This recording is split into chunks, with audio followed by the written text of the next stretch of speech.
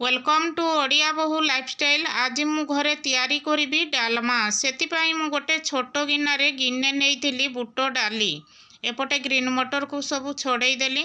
से भी गोटे गिन्ना हेबो जेतिकी डाली नहीं सेतिकी मु ग्रीन मटर नेली। एपटे पियाज टमाटो आलू गोटी नहीं धनिया पत्र किछि नेली।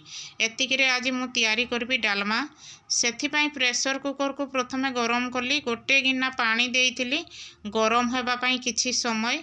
पानी भल भाव फुटी गलानी। ए बुट डाली की अधा घंटा पूर्वर मु बतरे देइथिली फुलिबा पाई।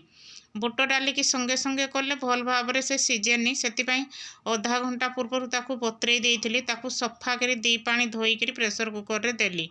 एबे ग्रीन मटर को भी सफा करी एका संगरे बुट डाली एपटे मटर को एका संगरे सीझिबा पाई देबी।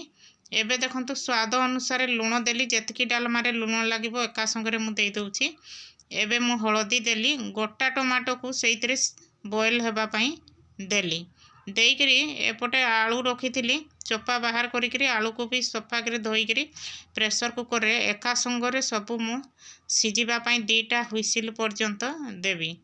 प्रेशर कुकर कभर कर देली। एबे दीटा हुइसिल हेई सारिबा पर्यंत दीटा हुइसिल हेई गला। एबे प्रेशर कुकर को बाहर कर देली ठंडा हेबा पाई। एपटे जीरा को भाजी देली प्रथमे तावा रे। भाजी सारिबा परे कोड़ई बसैली सोरिष तेल देली। सोरिष तेल गरम होउतबा समय देखंतु प्रेशर कुकर ठंडा हो गला। एबे मटर भी भल भाव सीझी जाइछि। आलू एपटे बुट डाली भी भल भाव सीझी जाइछि किंतु गोटा गोटा अछि। एमती रहिले भल टेस्ट लागिबो डालमा। तेल गरम हो गला। एबे फुटण देली। फुटण फुटी सारिबा परे सुखिला लंका गोटे भांग कर देली। पियाज देली। पियाज हल्का ब्राउन कलर हो गलानी। हेई सारिबा परे बॉयल करी रखिथिबा टमाटो को सेइथिरे मु तेल रे देबी। अल्प नाई 2 मिनिट केते से तो बॉयल हो जाइछि टमाटो। खाली एमती मेल्ट हेइकिना 2 मिनिट भाजी देली। एबे छुंकोडा मोर रेडी हो गला।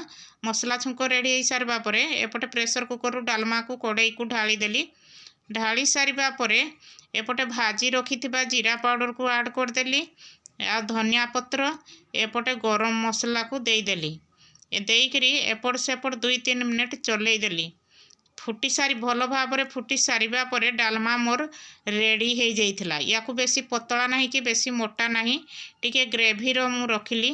याकू भात रुटी चकुली सबुथिरे ही खाई हेबो। मो वीडियो रे प्रथम अछंती हेले सब्सक्राइब टे करि दियंतु। लाइक करिबा पाई जमा भूलंतु नहीं। रहिली। जय जगन्नाथ।